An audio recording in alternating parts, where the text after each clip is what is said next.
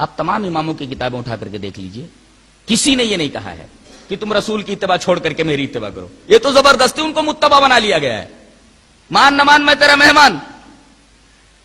اگر کوئی امام یہ کہتا کہ چلو رسول کی اتباع کو چھوڑ کر کے میری اتباع کرو، میری تقلید کرو، تو بات سمجھ میں آنے والی تھی. کسی نے یہ نہیں کہا کہ تم میری تقلید کرو. ہر ایک نے کہا ہے کہ رسول کی اتباع کرو. آج امام ابو حنیفہ رحمۃ اللہ علیہ کے مقلدین سب سے زیادہ ہیں. سوال یہ ہے کہ کیا امام ابو حنیفہ رحمۃ اللہ علیہ نے یہ فرمایا ہے کہ تم میری تقلید کرو؟ انہوں نے تو کہا ہے کہ اتباع رسول کرو. دلیل میزان کبریٰ للشعرانی کے اندر حضرت امام ابو حنیفہ رحمۃ اللہ علیہ کا یہ قول منقول ہے. آپ نے فرمایا وَإِيَّاكُمْ وَالْقَوْلَ فِي دِينِ اللَّهِ بِالرَّأْيِ وَعَلَيْكُمْ بِاتِّبَاعِ السُّنَّةِ فَمَنْ خَرَجَ عَنْهَا ضَلَّ. یہ قول حضرت امام ابو حنیفہ رحمۃ اللہ علیہ کا میزان کبریٰ للشعرانی کے اندر موجود ہے. شعرانی کی کتاب جو میزان کبریٰ اس میں یہ قول موجود ہے. حضرت امام ابو حنیفہ رحمۃ اللہ علیہ نے فرمایا دیکھو خبردار، دین کے معاملے میں رائے سے، اپنی عقل سے کوئی بات مت کہنا. علیکم باتباع السنہ، تمہارے اوپر سنت کی اتباع لازم ہے. نبی نے جو کہا ہے اس کی اتباع کرنی ہے. فمن خرج عنہا ضل، جو سنت سے نکلا وہ گمراہ ہو گیا. دیکھیے حضرت امام ابو حنیفہ رحمۃ اللہ علیہ نے بھی یہی کہا کہ تم اتباع رسول کرو، ہدایت وہاں ہے. سنت سے جو نکلا وہ ضلالت کے اندر مبتلا ہو گیا. امام ابو حنیفہ نے یہ نہیں کہا کہ تم میری اتباع کرو کامیاب ہو جاؤ گے اور ہدایت میرے پاس ہے. حضرت امام ابو حنیفہ رحمۃ اللہ علیہ نے بھی یہ تعلیم دی کہ ہدایت نبی کی اتباع میں ہے. علیکم باتباع السنہ، سنت کی اتباع کرو. فمن خرج عنہا ضل، جو سنت سے نکلا گمراہ ہو گیا. یہ تو احناف کا حال ہے. ایک طبقہ ہے بریلویہ کا، وہ پیران پیر کو بہت بڑا ولی مانتے ہیں. فتوح الغیب ان کی ایک مشہور کتاب ہے. حضرت نے اس کے اندر ایک بات ارشاد فرمائی ہے. کہتے ہیں فتوح الغیب جو حضرت پیران پیر کی کتاب ہے شیخ عبد القادر جیلانی رحمۃ اللہ علیہ کی، اس کے اندر انہوں نے ایک جملہ نقل فرمایا ہے. فرمایا وَجْعَلِ الْكِتَابَ وَالسُّنَّةَ إِمَامًا لَكَ وَانظُرْ فِيهِمَا بِتَأَمُّلٍ وَتَدَبُّرٍ وَعَمَلْ بِهِمَا وَلَا تَغْتَرَّ بِالْقَالِ وَالْقِيلِ وَالْهَوَسِ.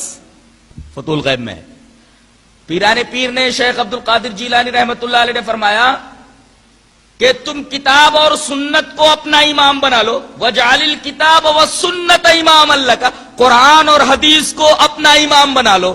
یہاں تو شخصیات کو لوگوں نے اپنا امام بنا لیا ہے. امام ابو حنیفہ نے جو بات کہی وہی بات پیران پیر بھی فرما رہے ہیں. وَجْعَلِ الْكِتَابَ وَالسُّنَّةَ إِمَامًا لَكَ، کسی شخصیت کو امام نہ بناؤ. امام بناؤ تو کتاب اور سنت کو بناؤ. وَجْعَلِ الْكِتَابَ وَالسُّنَّةَ، فتوح الغیب کی عبارت ہے یہ. وَجْعَلِ الْكِتَابَ وَالسُّنَّةَ إِمَامًا لَكَ، کتاب اور سنت کو اپنا امام بناؤ. اور وَانظُرْ فِيهِمَا بِتَأَمُّلٍ وَتَدَبُّرٍ، اور قرآن اور حدیث دونوں کے اندر غور و فکر کرو. وَعَمَلْ بِهِمَا، انہی دونوں کے اوپر تم عمل کرو. فَلَا تَغْتَرَّ بِالْقَالِ وَالْقِيلِ وَالْهَوَسِ، قال قیل اور ہوس کی طرف مت جاؤ. یہ چیزیں تمہیں دھوکے میں نہ ڈال دیں. گویا پیران پیر یہ کہنا چاہ رہے کہ قرآن و حدیث کے علاوہ جو کچھ ہے بکواس کے سوا کچھ نہیں ہے، قیل و قال کے سوا کچھ نہیں ہے. اصل چیز ہے وہ کتاب و سنت ہے، ان کو امام بناؤ. پیران پیر کے اس قول کے اوپر کون عمل کر رہا ہے؟ انہوں نے تو شخصیات کو اپنا امام بنا رکھا ہے. کتاب و سنت کو امام بنانے کے لیے حضرت پیران پیر نے فرمایا. کیا ان کے متبعین ان کے اس قول کے اوپر، ان کے اس فرمان کے اوپر عمل پیرا ہیں، عمل کر رہے ہیں؟ قطعاً نہیں.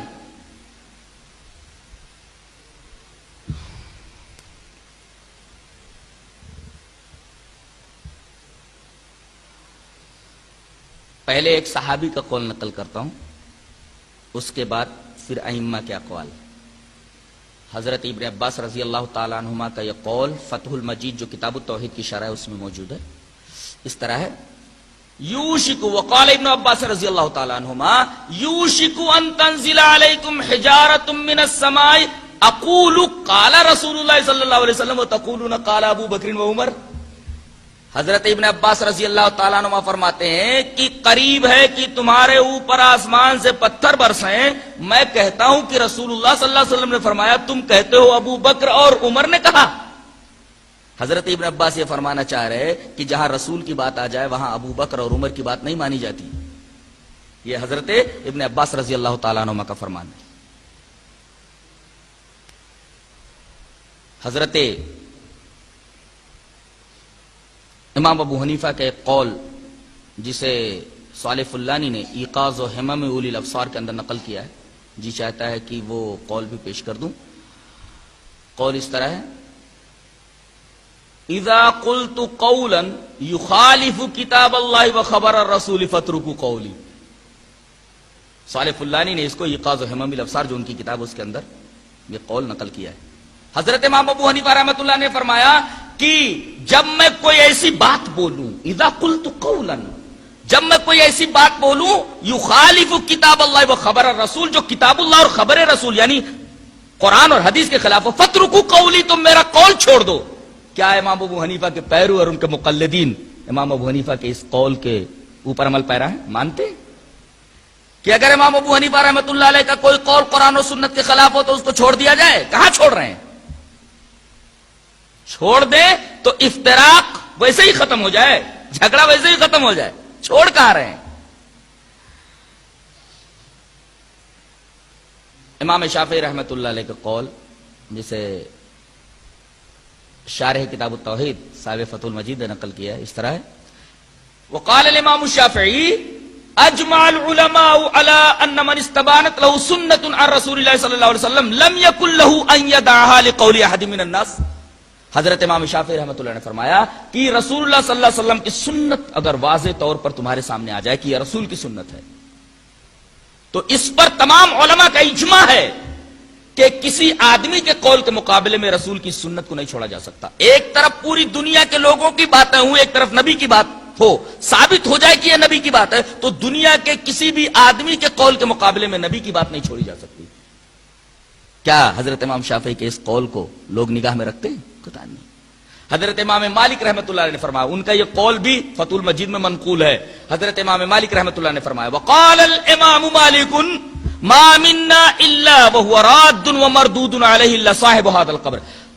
حضرت امام مالک رحمۃ اللہ علیہ امام دار الہجرہ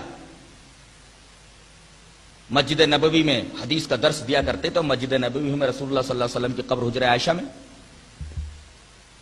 قبر کی طرف اشارہ کر کے فرما رہے کہ دنیا کے ہر آدمی کی بات کو لیا بھی جا سکتا ہے اور رد بھی کیا جا سکتا ہے سوائے اس قبر والے کے. دنیا کے کسی آدمی کی بات کو لیا بھی جا سکتا ہے، چھوڑا بھی جا سکتا ہے، لیکن اس قبر والے کی بات کو صرف اور صرف لینا ہی ہے، اس کی بات کو رد نہیں کیا جا سکتا. اور آج میں یہ کہوں تو بیجا نہ ہوگا کہ مرتے وقت فرشتے کوئی سوال نہیں کریں گے. قبر میں آدمی جائے گا تو 3 ہی سوالات ہوں گے: من ربو کا، من نبیو کا، وما دینو کا. تیرا رب کون، تیرا نبی کون اور تیرا دین کیا. چوتھا سوال نہیں تیرا امام کون. جس سوال کو کیا ہی نہیں جائے گا، جس چیز کے بارے میں سوال ہی نہیں کیا جائے گا، اس کے جواب کی تیاری حماقت کے سوا اور کیا ہے. اور میدان محشر میں بھی صرف یہی پوچھا جائے گا کہ تو نے قرآن اور حدیث کے اوپر عمل کیا یا نہیں کیا. کہیں کوئی یہ بتا دے کہ میدان محشر میں یہ بھی پوچھا جائے گا کہ تم نے کسی امام کی پیروی کیوں نہیں کی، تم نے کسی امام کی تقلید کیوں نہیں کی. جب پوچھا ہی نہیں جائے گا تو کسی امام کی تقلید کو واجب اور فرض کہنا یہ شریعت کے اندر اضافہ کرنا نہیں تو اور کیا ہے.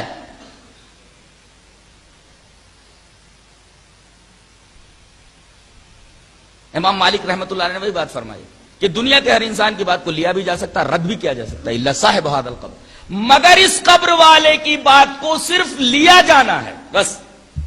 اور حضرت امام احمد بن حنبل رحمۃ اللہ علیہ کا وہ قول فتح المجید کے اندر موجود ہے، کہتے ہیں: وقال الامام احمد بن حنبل عجبت لقوم عرفوا الاسناد وصحته ويذهبون الى راي سفيان والله تعالى يقول فليحذر الذين يخالفون عن امره ان تصيبهم فتنه او يصيبهم عذاب اليم.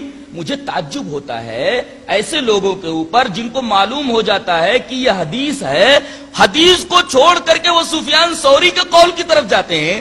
کیا انہیں اللہ تبارک و تعالیٰ کا یہ قول یاد نہیں کہ فَلْيَحْذَرِ الَّذِينَ يُخَالِفُونَ عَنْ أَمْرِهِ، کہ انہیں ڈرنا چاہیے جو اللہ کے رسول کے حکم کی مخالفت کرتے ہیں کہ کہیں وہ کسی فتنے میں مبتلا نہ ہو جائیں یا انہیں عذاب علیم آ کر کے نہ پکڑ لے. آج یہ جو دردناک عذاب مسلمانوں کے اوپر مسلط ہے اور وہ طرح طرح کے فتنوں میں مبتلا ہے، کیا کوئی عقل مند آدمی یہی نہیں کہے گا کہ یہ سب کچھ رسول اللہ صلی اللہ علیہ وسلم کے حکموں کی مخالفت کی وجہ سے ہو رہا ہے؟ قرآن نے خود بتا دیا فَلْيَحْذَرِ الَّذِينَ يُخَالِفُونَ عَنْ أَمْرِهِ أَن تُصِيبَهُمْ فِتْنَةٌ أَوْ يُصِيبَهُمْ عَذَابٌ أَلِيمٌ کہ ان لوگوں کو ڈرتے رہنا چاہیے جو رسول اللہ صلی اللہ علیہ وسلم کے حکم کی خلاف ورزی کرتے ہیں کہ کہیں وہ کسی فتنے میں مبتلا نہ ہو جائے یا ان کے اوپر عذاب علیم نہ آ جائے. آج فتنے میں بھی مبتلا ہے. ارے افتراق اور انتشار اور گروہ بندی سے بڑا فتنہ اور کیا ہو سکتا ہے، اور اس سے بڑا عذاب کیا ہو سکتا ہے؟ اور ان دونوں عذابوں میں آج مسلمان مبتلا ہے. اور وجہ خود قرآن نے بتا دی ہے. رسول اللہ صلی اللہ علیہ وسلم کی اتباع چھوڑ کر کے، آپ کے حکموں کی مخالفت کر کے دوسرے لوگوں کے پیچھے چل پڑنا اور ان کی اتباع کرنا اور ان کی اتباع کو واجب اور فرض قرار دینا، جبکہ رسول اللہ صلی اللہ علیہ وسلم کے علاوہ اور کسی شخصیت کی تقلید اتباع کہیں نہ قرآن میں آپ کو ملے گا نہ حدیث میں آپ کو ملے گا.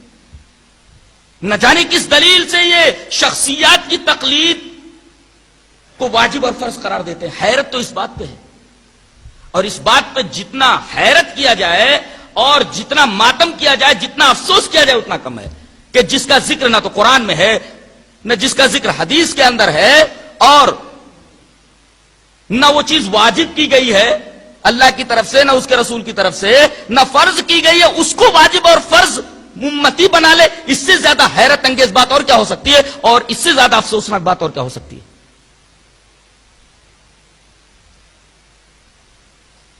اماموں کی باتوں میں، پیروں کی باتوں میں، مرشدوں کی باتوں میں اور نبی کی بات میں زمین اور آسمان کا فرق ہے. اللہ تبارک و تعالی نے خود ائمہ کی زبانوں سے کہلوا دیا ہے اور خود قرآن میں کہا ہے کیا کہ میرے نبی کی بات میں اور امام کی بات میں کیا فرق ہوتا ہے. اللہ فرماتا ہے وَمَا يَنْطِقُ عَنِ الْهَوَىٰ إِنْ هُوَ إِلَّا وَحْيٌ يُوحَىٰ. میرا نبی خواہش سے نہیں بولتا، جو بات بولتا ہے وہ صرف وہی ہوتی ہے. زبان اس کی ہوتی ہے، بات میری ہوتی ہے. یہ اتھارٹی، یہ سند میں نے صرف نبی کو دی ہے. اور یہی بات قرآن کی ایک اور آیت میں کہی گئی. اللہ فرماتا ہے رسولا مبشرین ومنذرین لئلا یکون للناس علی اللہ حجۃ بعد الرسل. فرمایا گیا کہ رسول آتے ہیں مبشر بن کر، بشارت دینے کے لیے آتے ہیں، ڈرانے کے لیے آتے ہیں، تاکہ قیامت کے دن اللہ کے پاس ان کے لیے رسولوں کے بعد کوئی حجت نہ رہ جائے. حجۃ بعد الرسل، رسول کے بعد کوئی حجت نہ رہ جائے. یہ آیت کریمہ بتا رہی ہے کہ حجت صرف رسول ہوتے ہیں، رسولوں کے علاوہ کسی کی کوئی ادا، کسی کی کوئی بات حجت نہیں ہوتی. لئلا یکون للناس علی اللہ حجۃ بعد الرسل، رسولوں کے بعد کوئی حجت نہیں ہوتا. اب یہاں لوگ رسولوں کے علاوہ، قرآن کے علاوہ دوسری شخصیات کے اقوال، آرا، فرمودات کو حجت قرار دیے بیٹھے ہیں اور اس کے ماننے کو واجب اور فرض قرار دے رہے ہیں. یہ اس آیت کریمہ کی مخالفت نہیں ہوئی تو اور کیا ہے کہ حجت صرف رسولوں کی بات ہوتی ہے.